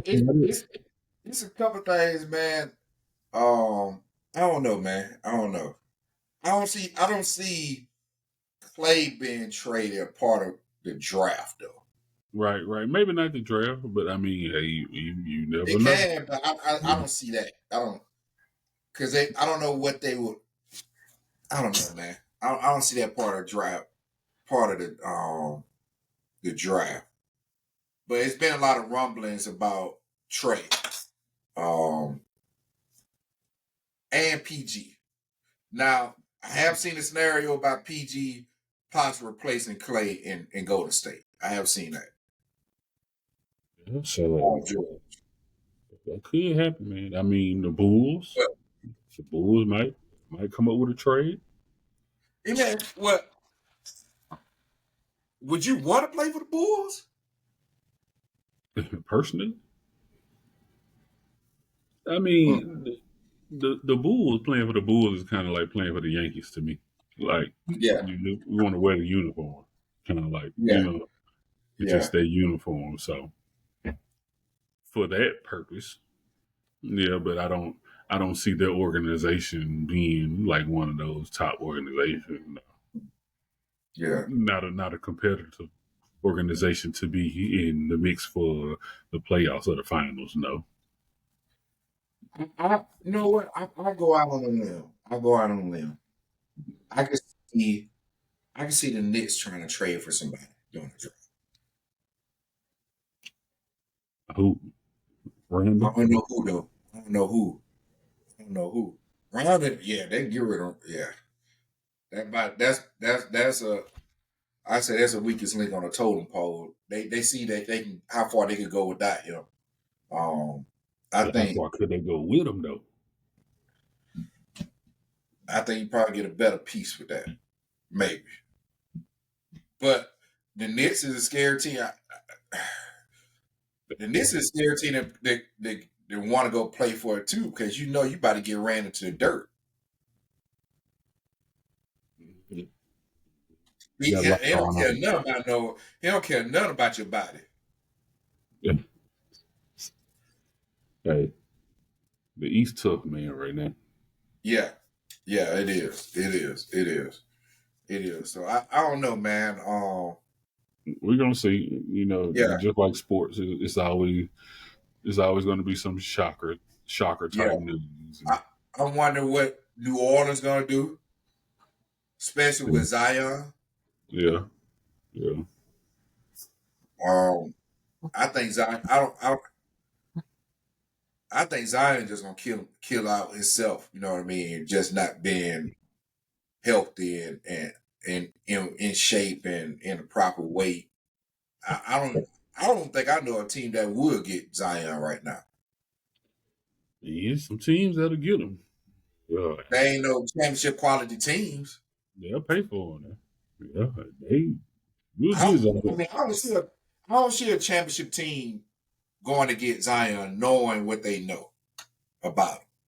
But I'm gonna tell you why you can get Zion, because you can adjust his weight, and then he doesn't have to be the center focus. He doesn't have No, to be the one to try to score 40, 50 points. If you get a healthier Zion and just get him to score 18, 20 points, 25 points, that's a major contribution to a team who so could need a piece. what team do you think would try to not try? What team do you think would want to get Zion? That would want to get Zion. Yeah, Anybody would want him. I mean, knowing what they know right now, who would want to take the risk? What teams? You give me like 2 or 3 teams that you think would take the risk to get Zion right now. I mean, I think the Mavs would. Food too good there in Dallas. Food too good. You can't get away from the food and the barbecue there, man. I think Minnesota would. Minnesota better fit. I think Orlando would. Nah, Cuban food too good down in Florida. The man not going to Cuban sandwiches. Ain't nobody eating Reuben's, man, down in Orlando. Hey, too many Cuban food down there, too much seafood. Nah, bro. Nah. Maybe Minnesota. Minnesota. What you think now? You know you only got that food, man. All that spice. My point is and everything, man. Nah, that's why he can't stay on the weight, man. Down to eat. You gotta see him to somewhere where the food, they ain't got too many out spots. Minnesota probably the best spot for him. Minnesota, dude. He do not need to go to Texas. He gonna blow up like the state of Texas. He gonna look like the state of Texas. Like if he go there, too much barbecue. Nah. They ain't right for him, man. Zion got to go somewhere that the food is not that good. What Charles Barkley always say? The big old women down in San Antonio and Texas. Yeah. He only they big old for some reason. They eating food. What do you think Zion gonna go down there, man? He gonna eat too much, man. Nah, man. Man. Nah. We're gonna see. I mean, they like him to the golf and say he can't eat no seafood. Man, that dude, man, nah, bro. Nah. I can see some trades happening. I just don't know what right now, but some people are, it's some teams that definitely need some assistance. So, you know what? I'll give you one. If you say one team for Zion, I send him to Sacramento Kings. Yeah, exactly. The King for you. Mike Brown get him in shape. He gonna stay on. Yep. Yeah, I can definitely see that. I can see that. I don't know if they'll trade for him. I don't know if they'll take their risk. I don't know if they'll do it, but I can see it. He do not need to go anywhere with like soul food. So pretty much anywhere in the South, he don't need to go. So on the East Coast. Yeah. And most definitely not Texas. No. But we go. We'll see, man. Because he don't even listen to his dietitian. As you can tell. Hey, when you got a trainer and you know what I mean, a dietitian, you supposed to hate them because they supposed to make you do stuff that you don't feel like doing, but it's the right thing to do. He best friend with his dietitian. You know what I mean? They eat out together, bro. Paying them under the table. Yeah, and he most definitely can't go to the Halt.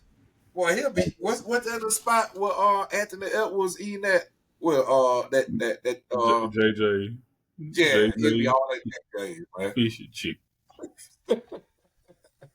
No, he'll be at Pappy City eating Lou wings. Nah, bro. Man. Yeah, there's so many places to eat.